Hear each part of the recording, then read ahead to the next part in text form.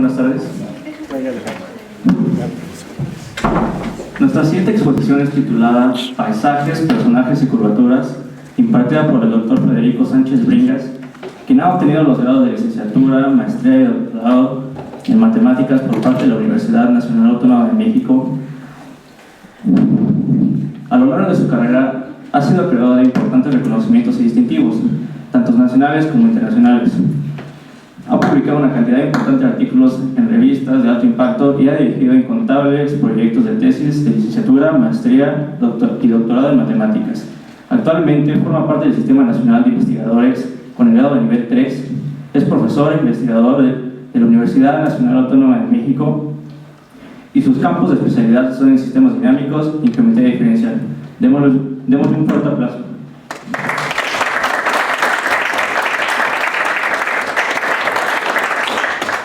Bueno, muchísimas gracias a Hugo, a Marc por la invitación. Es la primera vez que vengo a dar una charla aquí a la Ibero y he estado en el TEC de Monterrey y en algunos otros lugares. Bueno, me da mucho gusto estar en una presentación y presentar. La idea cuando se me invitó fue que tratara de expresar un poco de qué consistía hacer investigación en matemáticas, la labor que yo hago en geometría en particular, y cuáles son las metas, cómo trabaja uno, cuáles son las dificultades, etc. Dar una idea para estudiantes y para gente que no es tan especialista y que está buscando lugares donde trabajar o qué hacer en el ámbito académico.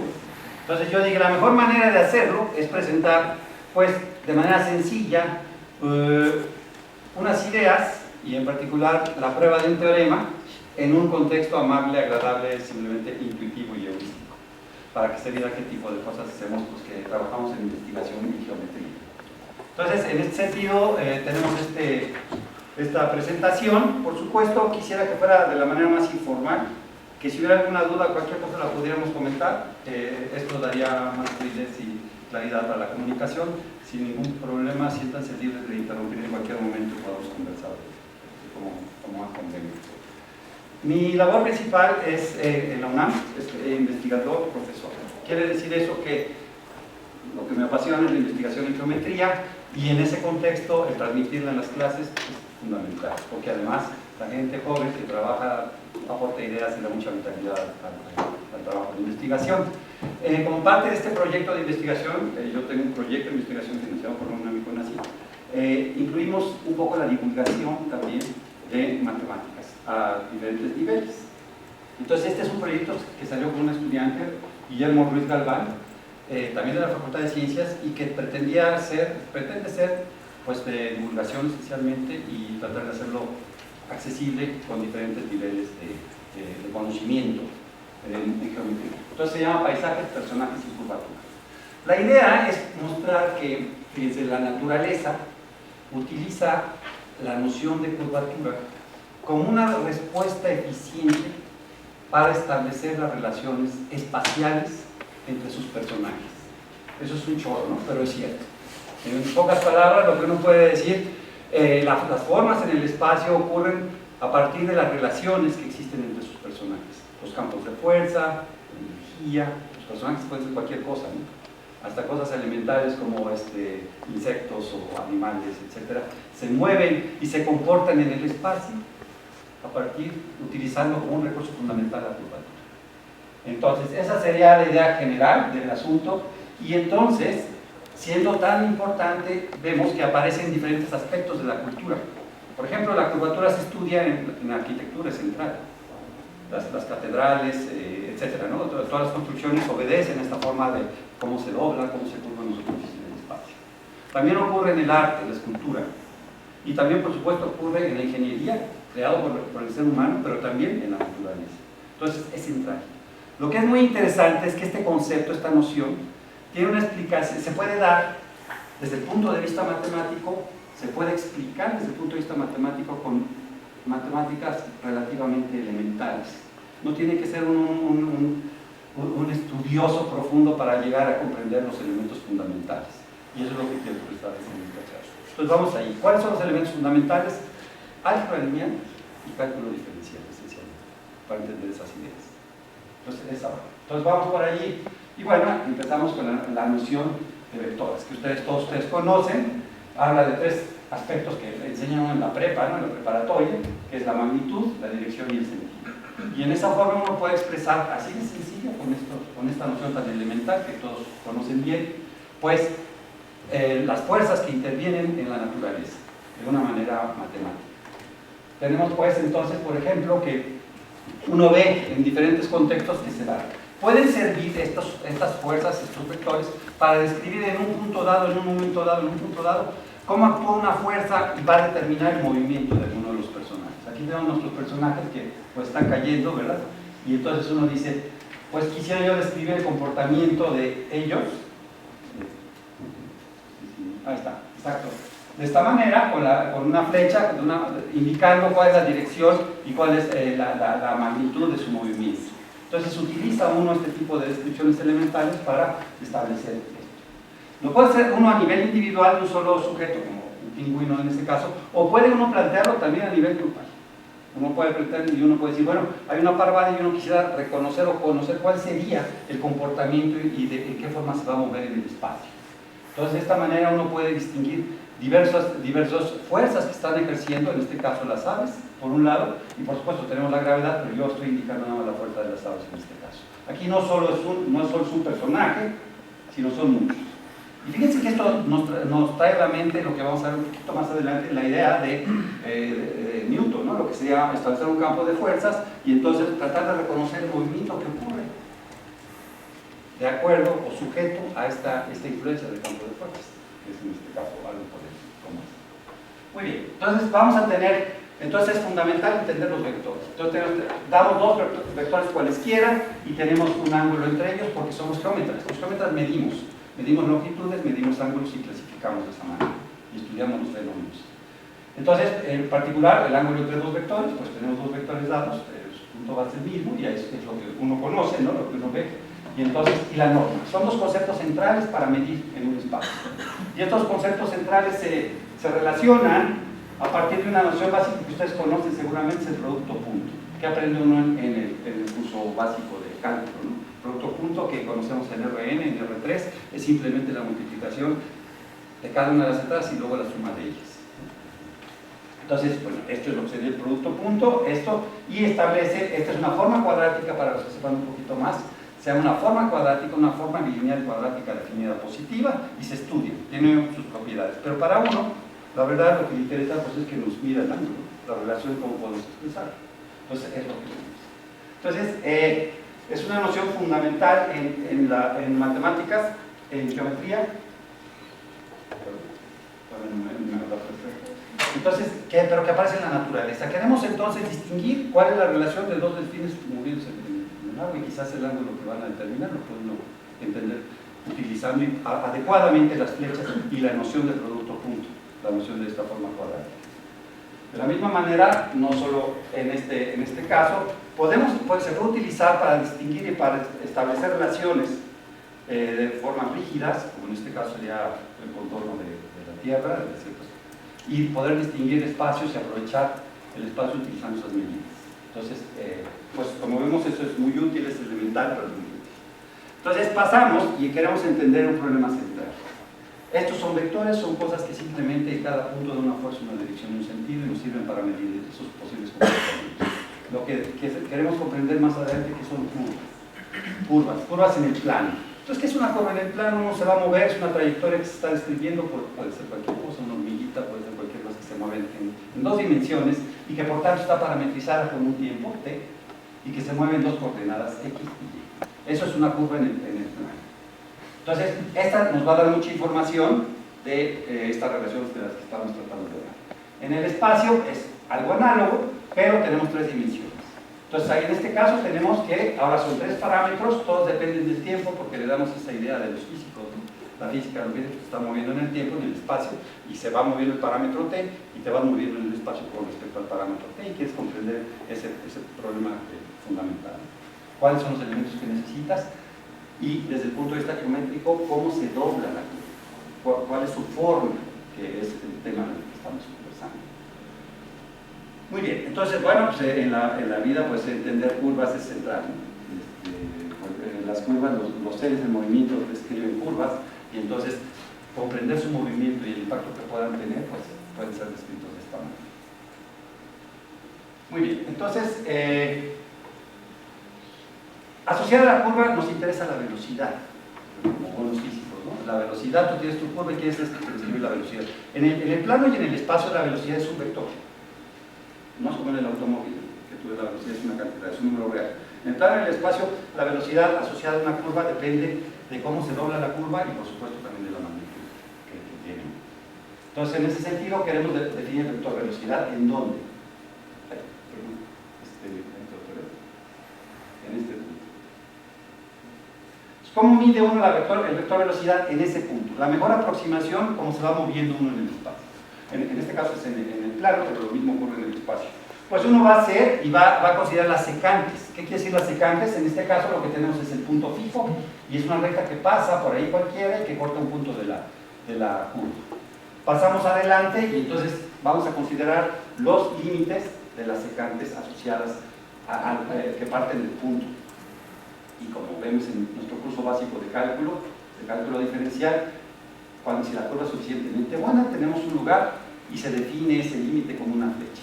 Esta flecha resulta ser que cuando derivamos la curva con respecto al tiempo, tiene esta cara, disculpen, está un poquito oscuro, pero sí se alcanza a ver, ¿verdad? La cara es C' de t, es la derivada con respecto a t de la curva C. La curva C era aquella que puse hace un momento con los parámetros en otras lentes, con los C de t, x de t y de t, es simplemente derivada. Y entonces tiene C' de t igual a x' de t y y' de t. Solo necesitamos cálculo diferencial, solo necesitamos diferenciar o derivar funciones reales valuables. ¿Por qué real valuable? Porque cada una es la componente de uno de los vectores. Cada una es la entrada, la primera es la entrada de x, la entrada de y, y entonces solo sabemos cálculo básico, cálculo 1 y 2, para entender qué es la derivada en este caso. Bueno, entonces, con esta situación tenemos que, muy bien, un detallito más. Fíjense que además, he dicho hace un momento que entonces tenemos nuestra curva que se mueve en el espacio o en el plano, no importa, y tenemos que en cada punto hay una mejor aproximación de la velocidad con la que viene la curva, que es un vector, y entonces tiene asociada una dirección, una magnitud y un sentido. ¿Okay? Entonces, a veces, como en el mundo físico, en el mundo real, uno dice, ok, estamos viendo los vectores, pero también quisiera yo comprender de otra manera. Por ejemplo, si voy en mi automóvil, uno no está buscando cuál es la dirección y el sentido, no. Si tú dices que yo quiero ver qué velocidad vas, digo, vas a 120, entonces quieres reconocer que vas a 120, o sea, asocias un número real al asunto. Entonces la velocidad es interesante asociarle un número real, y ese número real corresponde a la norma o magnitud del vector, porque entre más grande es el vector, sin duda va mucho más rápido, eso es lo natural. Entonces tenemos la curva, tiene asociado un vector velocidad que tiene sus tres dirección, magnitud y sentido, y además tenemos que a esta toma la magnitud y la asocia es un número real asociado y que de alguna manera determina qué tan rápido es. En el caso en que esto ocurre y podemos considerar una velocidad constante, es decir, a lo largo de toda la curva, constante con respecto al parámetro t, resulta que podemos sacar una propiedad a la segunda derivada de la curva, que es la aceleración, y esa propiedad es que es perpendicular al vector velocidad. Por eso estoy tomando curvas con velocidad constante 1. No tiene por ser 1, pero no estoy tomando de esta manera. Es importante que sea la velocidad constante. Es una propiedad del producto punto, uno deriva y va a ver el contraste, ¿no? Cuando lo hace. Entonces, bueno, esto es lo que uno tiene. Ahí en este caso estamos derivando y entonces consideramos el vector aceleración, que no es otra cosa más que derivar por segunda vez el vector velocidad. ¿Okay? Entonces ahí tenemos esto y la propiedad geométrica esta es perpendicular. ¿Okay? Entonces en este caso tomamos la segunda derivada que tiene esta propiedad. Entonces es importante que la velocidad sea constante igual a 1 para tener la aceleración perpendicular, y entonces hay una relación geométrica entre el vector velocidad y su aceleración, que es la perpendicularidad. Entonces fíjese, ¿cómo distingue uno la aceleración? ¿Qué valor tiene la aceleración? ¿Qué significa la aceleración? Esa es la pregunta. La aceleración esencialmente tiene una propiedad geométrica que dice cómo se dobla la curva. Si la curva se dobla muchísimo, la aceleración va a ser muy grande. Si la curva se dobla poco, la aceleración es muy pequeña. Entonces voy a mostrar unas pequeñas imágenes. Entonces, la curva, esto cómo lo vamos a medir, cómo se dobla. Fíjense que Así como les decía que la velocidad es un número real, también yo quisiera a la aceleración asociarle un número real. ¿Cuál va a ser su norma? Quedamos que la aceleración es un vector perpendicular al tangente. Su norma va a ser una cosa que va a medir cómo se dobla la curva y se llama la curvatura. Esta es la norma del vector aceleración. Es un número real que tú le estás asociando y que quieres decir. Cuando ese número es muy grande, ¿qué pasa? ¿Cómo se dobla? Cuando ese número es muy chico, ¿cómo se dobla? ¿Cómo te puede servir para describir esta situación? Entonces, en particular, lo que podemos ver aquí, que de acuerdo a esto, pues tenemos la curva, regresamos, la aceleración es perpendicular y la curvatura corresponde acá a la longitud. Ese es el significado. Entonces, lo que tenemos es que indica qué tan chueca es una curva, la aceleración, y básicamente lo que tendríamos es esto, ¿no? Entonces, tú tienes una curva que se está moviendo y se está doblando de diferentes maneras. Es importante que esté parametrizada por longitud de arco para que quiere decir que la norma es 1, que la norma de la derivada es 1, para que la aceleración sea perpendicular y entonces pueda medir simplemente la razón de cambio de la velocidad, pueda medir qué tan chueco, qué tanto se dobla, como está haciendo la imagen. ¿Está claro? Entonces tenemos esta situación y entonces tenemos este comportamiento. En cada punto, aquí podemos ver que la velocidad es esta y la aceleración es pequeña porque la curva se dobla poco. Pero aquí, donde la curva se dobla más, crece un poco la aceleración. Y entonces eso lo podemos repetir.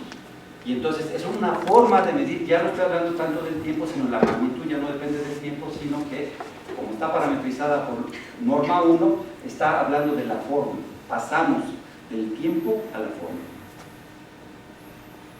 Entonces aquí tenemos estas imágenes, ¿no?, de que uno puede considerar la curva de esta manera y puede describir, parametrizando con velocidad constante 1 la aceleración. Y también lo puede uno hacer en un contexto más general, ¿no?, y considerar el movimiento, el campo de fuerzas. ¿Qué ocurre aquí? A propósito se pone porque uno está pensando entonces en el problema central de ecuaciones diferenciales. Entonces, el movimiento está descrito en cada punto del cardumen, en cada pez del cardumen, está descrito por una flecha, dibujas todas las flechas y luego simplificas y abstraes la idea y obtienes curvas. Y eso no es más que lo que Newton inventó, ¿no? Entonces, tú das un campo de fuerzas, está puesto de esta manera y lo quieres integrar. ¿Qué es integrar? Es encontrar curvas que son tangentes al campo de fuerzas. Y entonces adivinas el movimiento, una bolita mágica, ¿no? Pues adivinas para dónde termina el cardumen. Entonces, todo esto es gracias a la curva. Un geómetra está interesado en sus formas. Por eso pides que la norma sea constante para estudiar cómo se doblan estas curvas. Muy bien, pasemos entonces adelante y queremos analizar un problema más complejo, que son las superficies. ¿Qué son las superficies estudiadas por Gauss? Gauss fue el matemático que estudió las superficies a profundidades, que estudió las nociones importantes, en particular la de la curvatura. Simplemente una superficie regular es una sábana en el espacio. Por supuesto, pueden analizar el concepto a cualquier dimensión, en cualquier espacio, no solo en la referencia en cualquier espacio. La dimensión 2 está aquí. Entonces, esa sería una sábana. Entonces, así vamos a pensar la superficie. Son como sábanas en el espacio que se van doblando. Y el objetivo principal, en este caso, va a ser establecer un problema análogo al que estaba planteando así con curvas, que fue tan elemental que todo el mundo comprende, ¿no? Que decías, tú tomas tu punto, tú quieres decir cómo se dobla tu curva, quieres entender cómo se dobla tu curva, utilizas el campo tangente, lo consideras con una norma fija y entonces hablas de la aceleración, tienes la aceleración, consideras la norma del vector de aceleración y eso se llama la curvatura. Y eso no depende del tiempo, porque parametrizamos con vector, con norma constante de la velocidad, depende de la forma, pasaste del tiempo a la forma. Esta misma idea quisiéramos hacerla para superficies. Y entonces Gauss se le ocurrió la brillante idea de decir, bueno, ¿cómo le hacemos? Entonces uno piensa cómo le hacen los matemáticos. ¿Cómo hacen los matemáticos? Tienes un problema en un contexto, quieres un problema más complicado, entonces ¿sabes qué hacer? Pues a ver cómo relaciono el problema complicado con el problema de mi contexto fácil. Entiendo lo fácil, a lo mejor puedo obtener la explicación difícil. ¿Está claro? Entonces simplifiquemos este problema al problema que teníamos anteriormente. Entonces, queremos entender la superficie. Entonces, para eso, lo que en su curso básico de de cálculo estudias las derivadas direccionales, ¿no? Entonces, ¿qué quiere decir la derivada direccional? Vas a pararte en un punto de la superficie y vas a coger una dirección específica y vas a entender la curvatura, la curva en esa dirección que se obtiene de la intersección conveniente de un plano perpendicular. Estudias el problema de la curva y entonces dices, bueno, si ya luego para una dirección dada, entonces si me muevo en cualquier otra dirección, tengo una noción de la misma. Es lo que vamos a hacer. Entonces, esta sería la idea. Tomamos la superficie, estamos pensando este problema en este punto, porque es un problema local, en este punto lo estamos pensando. Cuando hablamos de la noción de cómo se dobla una superficie, es una noción local, en un punto, en una pequeña vecindad. Entonces te paras en el punto y quieres distinguir cómo se dobla. Entonces, en este punto hacemos un corte transversal por un plano perpendicular, y lo que obtenemos es una curva, ¿okay?, en la intersección. Y esta curva tiene las nociones que dijimos anteriormente. ¿Okay? Tiene su vector velocidad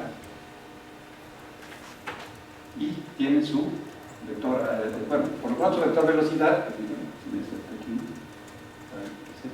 ahí está, el plano, aquí este es el plano, esta es la curva y este es el vector velocidad. ¿Okay? Entonces, esa es la idea de entender cómo la superficie se dobla con respecto a una dirección particular. Entonces, esto ocurre en la naturaleza, en la arquitectura, y entonces vamos a ver una imagen. Tenemos ahí cómo se construye eso, y nosotros vemos que esta construcción tiene diferentes, si te paras en un punto, tienen diferentes curvaturas o diferentes direcciones. Por ejemplo, esta curva va en esta dirección y puede seguir este vector tangente. Luego, si tomo otra curva que no es igual, estamos pensando en este punto. El punto que estoy considerando es este que está aquí. Tomo otra dirección, es el mismo punto, es una dirección, es una curva. El mismo punto, tomo otra dirección y obtengo otra curva. El mismo punto, tomo otra dirección y obtengo otra curva. Entonces, de acuerdo, me fijo en un mismo punto y de acuerdo a las direcciones voy obteniendo diferentes curvas. En este sentido, cada una de ellas tiene su doblez, su curvatura, como lo vimos en la primera parte de la charla, y entonces uno ya puede empezar a entender el fenómeno general. El fenómeno general, bueno, esto repite un poquito esta idea, nos sobra, ¿no? Entonces vamos a dar al interior y es una situación parecida. Entonces tú dices, la naturaleza o las construcciones tienen diversas, fijas un punto y diversas curvas, diversas direcciones que te permiten distinguir un poco, pero con respecto a una dirección. Ese es el problema. En el punto fijo con respecto a cada dirección. Entonces, uno quisiera una noción más interesante. Para eso vamos a necesitar un concepto más. Lo que sería, o sea, una noción de cómo se dobla la superficie, pero no escogiendo una dirección, sino intrínseca a la superficie misma, al punto mismo, esa dirección. ¿Cómo definimos ese concepto? Independientemente no solo de una dirección, pero que describa cómo realmente se dobla la superficie. Lo que hemos hecho hasta ahorita, pues es con respecto a direcciones, no está mal, pero no termina de resolver el problema. Entonces, ¿qué hicimos? ¿Cómo definimos el plano tangente en un punto? ¿En qué punto? En este. Lo hacemos como lo hicimos con curvas, cortando perpendicularmente y tenemos curva. Pero ahora tomamos otra dirección, tomamos otro plano tangente y tenemos otra curva, y así sucesivamente. Cada curva en el mismo punto tiene una flecha, de manera tal que empezamos a formar y construimos algo que es el plano tangente. El plano tangente está asociado al punto y se puede pensar de esa manera, como la unión de estos vectores que se obtienen con las diversas intersecciones. Tiene dimensión 2, se puede probar, es elemental, y entonces vemos que pues para definir un plano tangente tenemos que tener una cierta continuidad respecto a las direcciones. Entonces está uno en este sentido y dice, bueno, qué bonito, ¿no? Por ejemplo, en ese punto el plano tangente es maravilloso, es muy fácil, sencillo, ¿no? ¿Por qué? Pues porque está muy bonito, está similar. Ahí está el punto y el plano tangente.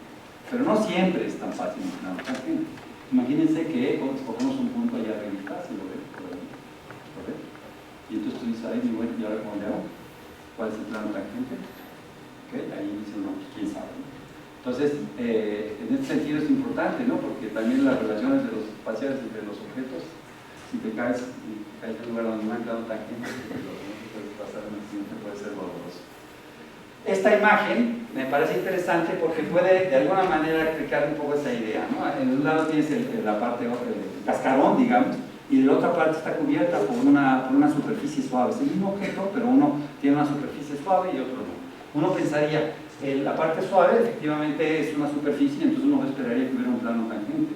Y en la parte que no es suave, pues que es un poquito más, pues no lo hay. Entonces, como aquí uno pudiera explicar en el punto este viene una superficie tersa, pues hay un plano tangente. Sin embargo, si el mismo objeto se va y se va a otro lado, pues mira, ahí tienes una curva en ese punto, el punto es por aquí, es este, ¿no? Es este el punto, pero ahora escoges otra curva y ya llegas y obtienes otro vector muy distinto que ya no estaría, que obedece a este, y otro poquito más, otro tercero, y entonces fíjense, si uno imagina un poquito, estás agarrando todo el espacio.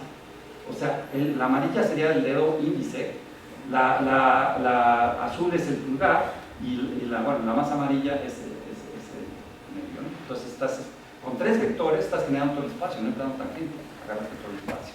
¿Por qué ocurre eso? Porque eso no es una superficie suave, porque ahí se rompe un filo, entonces es una superficie regular. Ese problema no ocurre cuando vas sobre la superficie tersa, ¿no?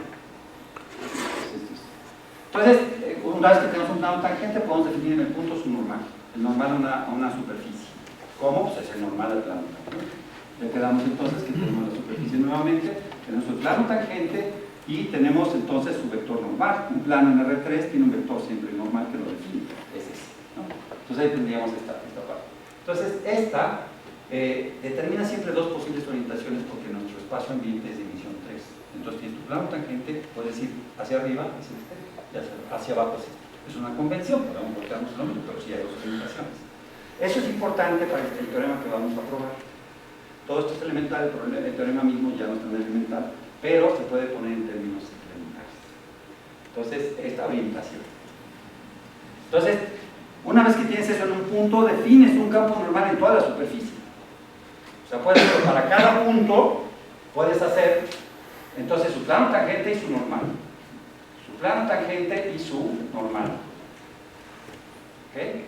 Su plano tangente y su normal. Su plano tangente y así sucesivamente. O sea, es lo que se llama un campo normal. Es un campo puede pensarse un campo de fuerzas normales, ¿no? Como si uno soltara, se pusiera a mover con esas direcciones, pensaría cómo se expande la superficie siguiendo las direcciones normales o perpendiculares. Pero no es el tema, ¿no? Es nada más la geometría de la misma superficie lo que interesa. Entonces, esta construcción se le ocurrió a Euler con el problema que estaba comentando. Entonces, el problema central, ¿se acuerdan? Regresemos al punto, es poder definir en cada punto de la superficie una noción que nos diga cómo se dobla la superficie. Entonces, ¿cómo lo hicimos? Pues lo hicimos hasta ahora con las derivadas direccionales y las derivadas de acuerdo a cada dirección. Y Euler las estudió de esa manera y propuso este análisis, ¿no? Tomamos la curva, la superficie, regresamos a nuestra construcción normal, fíjense qué bonito. Entonces, la curva viene ahí, en el punto obviamente es este, ¿no? Este es el punto. Y esta es su tangente, y tenemos ese corte, y aquí. Entonces, usando la idea de las curvas, fíjense que aquí tenemos definida su vector velocidad, es este. Luego su aceleración ocurre, como lo platiqué anteriormente, es perpendicular si parametrizamos por norma 1 el vector tangente. Se llama parametrización por longitud de arco, pero es que el vector tangente tenga una constante. Y fíjense qué bien está esto, ¿no? Porque está aquí la curvatura, y este n chiquito es el normal a la curva que apunta en la misma dirección que n grandote. Cuando la curva es plana, como es el caso, por eso lo puedo dejar de esa manera. Y entonces fíjense qué es la aceleración. ¿Qué es la curvatura normal? O la norma de la aceleración es ese número. El número que es la norma de la segunda derivada, en este caso. ¿Sí? Entonces es una forma muy bonita de decir la curvatura normal en la dirección que estás precisando tangente. Entonces eso se le ocurrió a Euler expresarlo de esa manera. Y bueno, es interesante porque pues, uno puede pensar en cualquier ámbito, de donde hay superficies te paras en un punto que parametrizas adecuadamente la curva, el vector tangente, y entonces tienes tu vector normal, tienes su segunda derivada y obtienes la expresión que aparece allí como una proyección sobre el. ¿Okay? Pues esa es un poquito la construcción de hoy, pero obviamente es un bastante estándar. Y entonces, bueno, aquí ya quiero mostrar un lema, porque ya vamos a empezar a probar un teorema, pero este lema es muy importante de acuerdo a lo que hemos desarrollado hasta este momento y de acuerdo a la intuición. Fíjense, lo podemos entender sin mayor dificultad. ¿Qué dice? Si tomas la curvatura normal de una curva en un punto y es positiva, entonces la curva pasa en el punto, cerca del punto por un solo lado del plano tangente. ¿Se acuerdan que hablé del plano, de un normal? Que había dos orientaciones, arriba y abajo si escoges uno. Si la curvatura, o sea, si la curvatura cae en la proyección es positiva, en este caso, si la proyección es positiva, entonces la curva pasa por arriba del plano tangente. Por ejemplo, en este caso, pues es la proyección de cómo va la curva, como dice anteriormente, con respecto al plano tangente. Aquí estoy tomando orientación del plan, del normal. Entonces, algo por el estilo. Entonces, el valor de la curvatura normal esencialmente está midiendo si es positivo este comportamiento. Que cerca del punto, la curva pasa por arriba del plano tangente una vez que definiste arriba. ¿Cómo defines arriba? Con el vector normal de la superficie. Muy fácil. ¿Cómo se prueba? Aquí está la prueba. Vamos a cálculo 1 y ¿qué hacemos? Alfa de t es una curva en el espacio. Tiene tres entradas, x de t, y de t, z de t. Hacemos un desarrollo de Taylor en cada una de ellas. Todos saben cuál es el desarrollo de Taylor en el cero. Cuando uno hace el cálculo, lo que ve es que el término lineal con respecto al tiempo de física tiene como componente alfa prima, en cero, en el punto. ¿Se acuerdan? El desarrollo de Taylor es el valor en el punto y el valor en el punto. El siguiente término es el t cuadrado sobre 2, alfa prima en cero. Y así sucesivamente, ¿de acuerdo? Entonces, fíjense en este detalle, se puede comprender muy fácil. Este vector, alfa prima de t en cero, es un vector que pertenece al plano tangente, porque es un vector tangente de la curva. Entonces no tiene componente en el normal, porque es tangente de la curva. Está en el plano tangente, entonces no tiene componente en este vector normal que está para adentro. ¿De acuerdo? Es cero su componente. Entonces la componente, ¿quién la determina? Esta. La segunda derivada. Observen una cosa, aquí alfa prima en cero es un vector, tiene tres entradas. Alfa prima no los pongo para no aburrirnos. O sea, si están entendiendo lo que está pasando. Esto, lo pongo así y cada una tiene su desarrollo en serie de Taylor. Pero lo importante es que la geometría te está diciendo que este es el que está determinando el valor de alfa de t cuando está cerca del cero, o del punto este. O sea que si este valor es positivo, que es la proyección esta que estamos hablando, entonces esta alfa de t tiene que ser positiva muy cerca de cero, porque es la aproximación por Taylor. ¿Okay?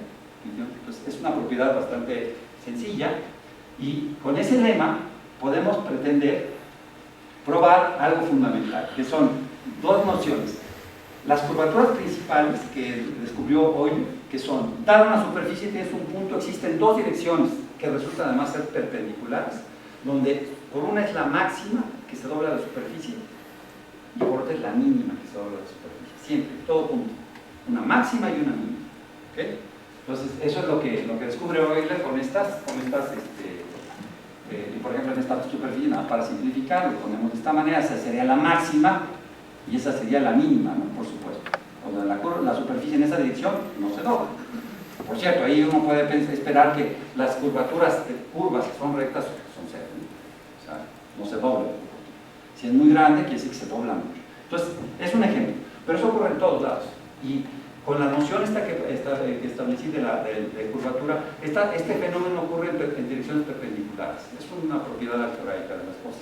Entonces, pero en la práctica uno lo ve de esta manera. Y entonces Euler le dice, bueno, si tengo este fenómeno, voy a decir, la curvatura máxima es el valor de la aceleración en la dirección de la máxima, y la mínima es en la dirección de la aceleración. Lo que platiqué inicialmente acerca de cómo las curvas, la aceleración, la norma de la aceleración medía qué tan choque estaba la curva. O sea, qué tanto se doblaba la curva. Pues bueno, eso es. Y esto es lo que está ocurriendo, ¿no? Básicamente. Entonces, aquí viene la noción, aquí, por favor, oye, esto hay un pequeño rostito. Esta N, esta noción ya nos de Euler, el gran genio Gauss, que propone y le dice a Euler, ok, está bien, pero no vamos a estar aquí jugando con una dirección y otra dirección. Yo te voy a dar una noción que es la buena, el producto de las curvaturas principales.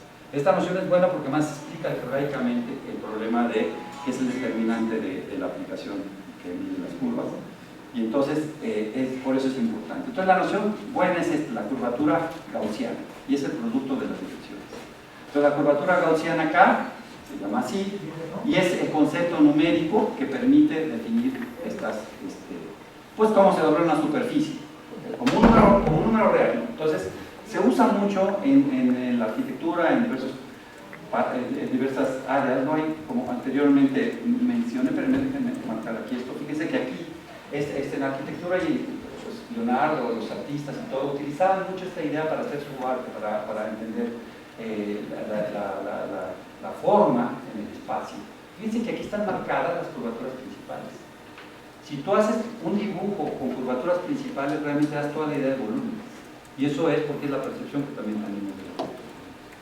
Entonces, eso está medido por la forma como se dobla la superficie respecto a las direcciones. Observen que estas son direcciones perpendiculares. Aquí va en una dirección, la mínima y la máxima es la que viene con el doblez, el punto, ¿no? Y eso nos rodeamos. Voy a poner un teorema con lo que quisiera. ¿Cómo ando? Sí, bien, ¿no?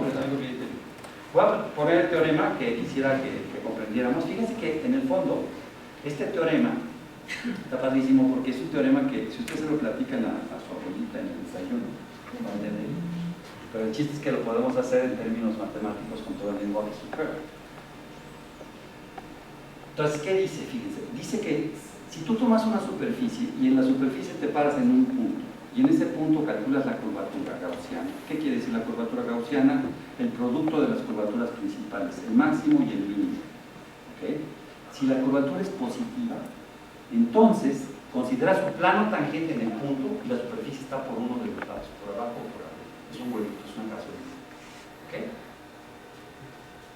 ¿Qué pasa si la curvatura es negativa? No pasa eso. La superficie tiene que estar en ese punto en ciertas direcciones por arriba y en ciertas direcciones por abajo. Espero que se entienda muy bien, ¿no? Es esto. ¿Okay? Entonces, ese es el gran fenómeno que mide la curvatura y por eso es genial lo de Gauss. Porque digo, yo te estoy dando una función que toma valores reales, o sea, en cada punto le pones un número real y describe esto. ¿Qué tanto? ¿Cómo se dobla la superficie? Si es de curvatura positiva, va a ser un huevito, no importa cuánto valga. Ahora, si la curvatura es grandísima, va a ser un huevo muy dobladito, o sea, muy chiquito, muy doblado. Pero lo importante es que tiene esa propiedad siempre. Y si la curvatura es negativa, es que si tú pones un plano tangente en el punto, siempre va a haber arriba y abajo. Es una silla de montar siempre. Esto es una observación muy fina, piénsenla con calma, es muy fina la observación. Con una función que describe la forma. Entonces, bueno. La prueba es elemental, por eso estamos aquí, es lo que es matemático probar, ¿no? La prueba es elemental, fíjense. ¿Qué ocurre si K es mayor que 0? Entonces, K es el producto de las curvaturas principales, la máxima y la mínima que dibujé, ¿no? Las curvas en las direcciones donde más se dobla la superficie y donde menos se dobla la superficie.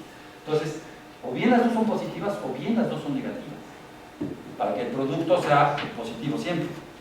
Entonces, el plano tangente, ¿qué pasa? En el primer caso, Kn es positivo para todo vector, y si nos acordamos del lema, quiere decir que todas las direcciones la curva siempre pasa por arriba del plano tangente, en todas las direcciones. Pues eso equivale a que sea convexa. Si es con signo menos, quiere decir que en todas las direcciones va por abajo del plano tangente. Una vez que orientamos. O sea, es convexa.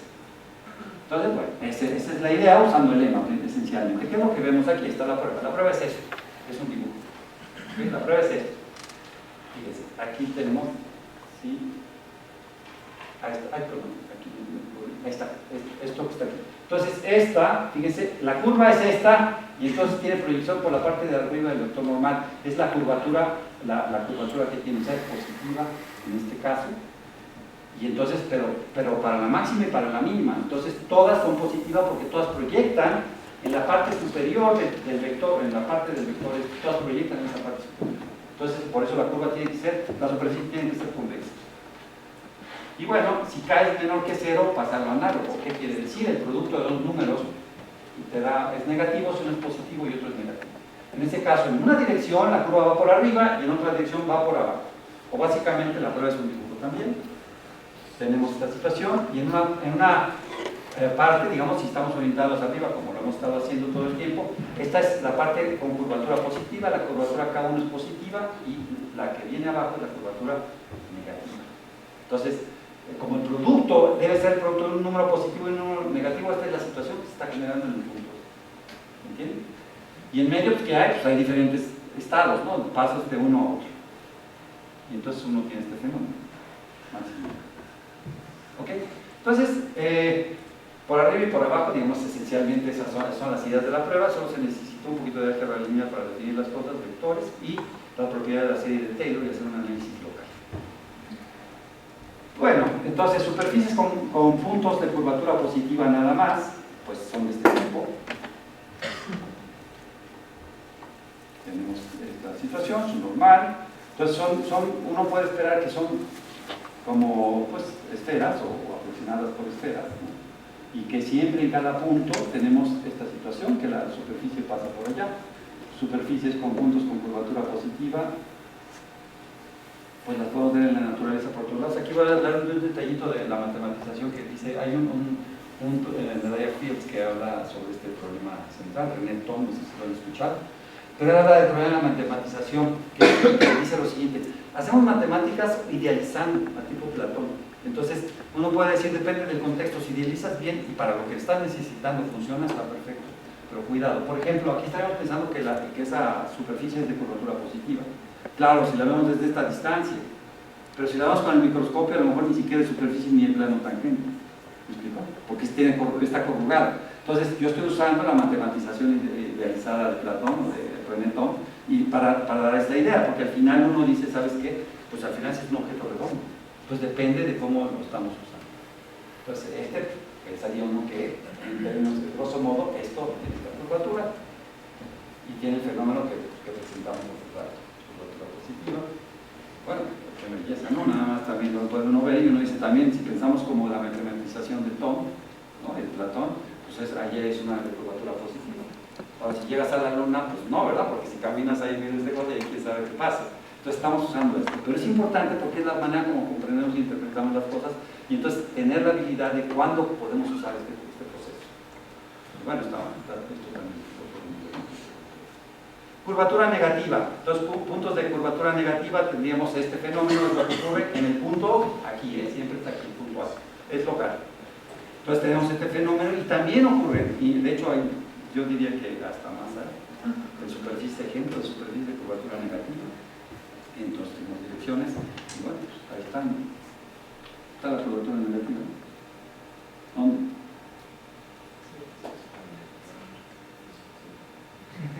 Apareció, ¿no? Entonces uno la puede encontrar en todos lados. Y curvatura cero, hay diversos fenómenos. Voy a poner más sencillo, que uno pensaría que es el plano, como que es una cosa que nos permite dividir. Hay otras formas que ahora no quiero hablar, que se vuelve un poco más técnico. Realmente admite, por ejemplo, que los cilindros no tienen curvatura cero, pero no quiero hablar más porque me extendería un poco en ese sentido. Eso es lo que quiero presentar. Y comentarles que pues hay un proyecto de investigación en geometría y que será para nosotros un placer. Si alguien tiene contacto e interés en geometría, obviamente esta es divulgación. Como investigadores, con el proyecto, lo que uno estudia, bueno, esencialmente lo que uno hace es tratar de resolver teoremas, contestar preguntas que llaman conjeturas, utilizando técnicas de geometría, de topología, bien sofisticadas en algún caso, pero al final reducir el trabajo a tratar de establecer principios esenciales, fundamentales, de la manera que sean más sencillos, más claros y más universales, permite que la investigación sea más elegante y más trascendente.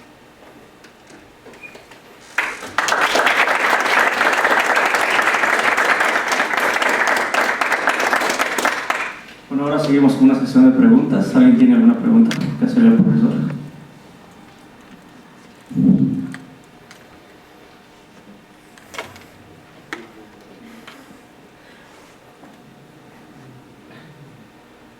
Bueno, eso no sé si sea bueno o malo, ¿no? Si sea bueno o malo, pero a ver si...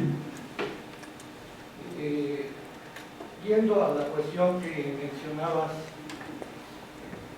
de la idealización en el sentido de Platón o de René Thom, la clave está en usar la matematización de acuerdo a las necesidades del problema. Es algo así como una especie de optimización. Si te vas demasiado burdo, tu modelo queda lejos del interés. Si te vas demasiado burdo, no puedes tener un modelo que alcance suficientemente. Entonces, lo inteligente es buscar ese punto óptimo. ¿Tú conoces alguna estrategia para llegar a ese punto óptimo en lo que tú trabajas, en términos generales? Sí, ese problema es un problema filosófico, ¿no? Al final, sin duda, ya quizás, y es muy interesante. Déjame citarte, aquí hay una situación, tiene que ver con una cuestión que también... Filosófico, pero podría tener que ver con teoría de optimización de alto nivel. Pues claro, inclusive tiene que ver con caos. Voy a tratar de precisar la idea. No solo con el hecho mismo de la forma de aproximar. Se ha probado que el problema central en física de condiciones iniciales, ¿no?, que se conoce los generadores del caos, se ha probado lo siguiente. Hay una noción que se llama, un poco pensando en lo que está diciendo, estabilidad estructural. ¿Qué quiere decir? Tomamos una ecuación diferencial o un modelo que quieres estudiar, física, por ejemplo, y si hay una propiedad que es estabilidad estructural, que quiere decir lo siguiente: matematizas y abstraes el problema y escribes una ecuación diferencial, estudias, la resuelves. Si la ecuación es estable, en términos intuitivos, quiere decir lo siguiente: que si tú lo perturbas en el espacio de ecuaciones diferenciales, los modelos que estás estudiando son similares y entonces puedes aplicar la conclusión de la matematización abstracta del modelo. ¿Por qué? Porque pequeñas perturbaciones que pueden interpretarse como errores de mediciones en el laboratorio o en el telescopio o lo que sea, tan buenas como tan poderosas como tengas tu tecnología, puede ser muy pequeño el error. Si es muy poderosa tu tecnología y teóricamente se permite la estabilidad estructural, ya la hiciste, modelaste. Pero hay una cosa que se llama inestabilidad estructural o situación de condiciones iniciales. O sea, condiciones iniciales quiere decir que tú partes de un punto, das una condición inicial y el sistema te da un comportamiento. Hay un fenómeno, que es el creador del caos, que si tú perturbas un poquitito, ya no tienes eso. O sea, no hay estabilidad estructural. Y eso en la misma matemática, pues en el teórico. Entonces, ¿qué ocurre? Que lo que tú quieras modelar con tu matematización, vale, no puedes. Porque teóricamente cualquier pequeña perturbación te va a llevar al caos, a otra cosa completamente diferente. Y eso cabe dentro de la misma matematización, o sea, la misma matemática lo tiene.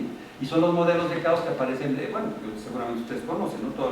El modelo Mandelbrot, todos los modelos de caos que ocurren en ese sentido. Entonces, efectivamente, yo no trabajo mucho en optimización, por supuesto que ya aparecen esos fenómenos también, pero efectivamente sí hay criterios para definir eso en términos matemáticos. Y bueno, son criterios que se determinan como se llaman de estabilidad estructural. Hay un ensayo de David Ruel que habla sobre azar y caos. Y David Ruel explica, es un ensayo que en Alianza Editorial se puede leer, está escrito simplemente de manera holística, claro, usa poco, porque dice, cada vez que pongo una fórmula voy a perder 200.000 lectores o casi, ¿no? Entonces voy a tratar de poner las mínimas posibles. Entonces la pone y lo explica, y explica esta idea con mucho detalle, muy bien presentada. La idea esta de la presencia de condiciones iniciales, cómo aparece el caos a partir del modelo que está. En geometría, en lo mío en particular, pues sí, nosotros llamamos de una cosa que se llama variedades o superficies genéricas, que quiere decir aquellas que si tú perturbas un poquito ocurren y hay cosas no genéricas también. Entonces nosotros tenemos una manera de definir eso, y la teoría para definirla, bueno, en geometría y en topología diferencial, es utilizar la teoría de Mather, estabilidad la teoría de singularidad, Mather, Arnold, Vladimir Arnold. Hay nada más otro comentario, muy interesante la respuesta, pero hay otro comentario. Todos los supuestos que hay detrás, hay algunos que son bien conocidos, otros que se van descubriendo, pero los más interesantes son los que no se saben y que se están suponiendo. Por ejemplo, como en el caso de la sematización, en el caso de la geometría euclidiana, el quinto postulado llevó mucho tiempo darse cuenta de lo que estaba implícito. ¿Cómo hacen ustedes para explicitar o llevar a la luz si no hay supuestos implícitos? Por ejemplo, si tú agarras y dices voy a modelar con los reales y dices voy a medir, en realidad mides un racional con probabilidad 1, un irracional con probabilidad 0. Entonces, desde esa perspectiva, si estás trabajando con reales, prácticamente nunca vas a trabajar con los números que son. Claro.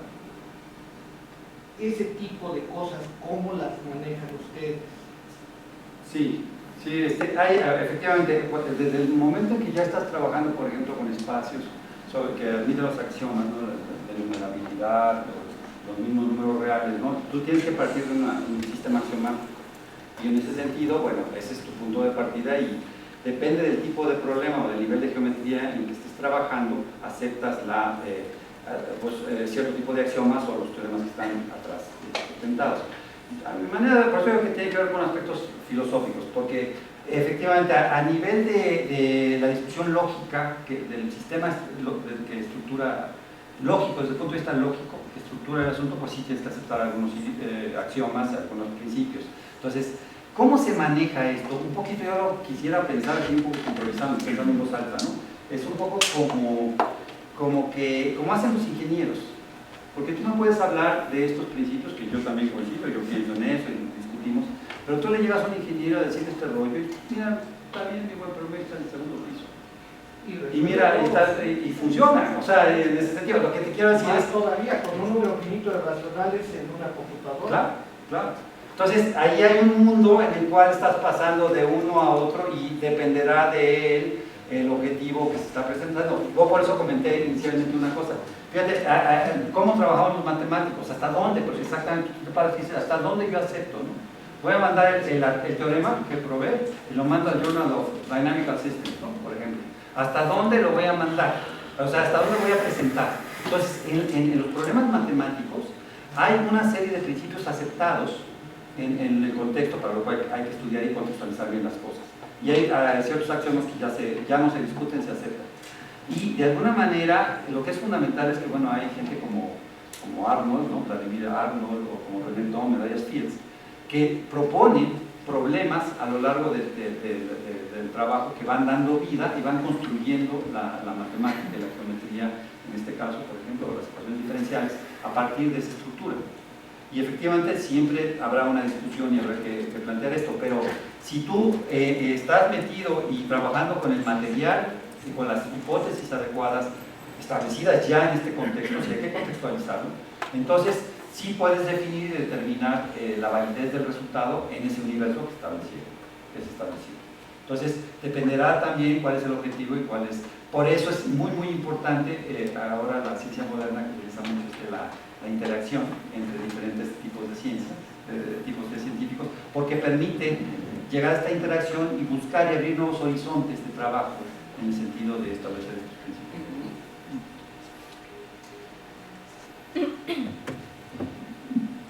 Bueno, y un agradecimiento por su participación en las jornadas académicas. Le otorgamos este reconocimiento y un obsequio. Muchas gracias.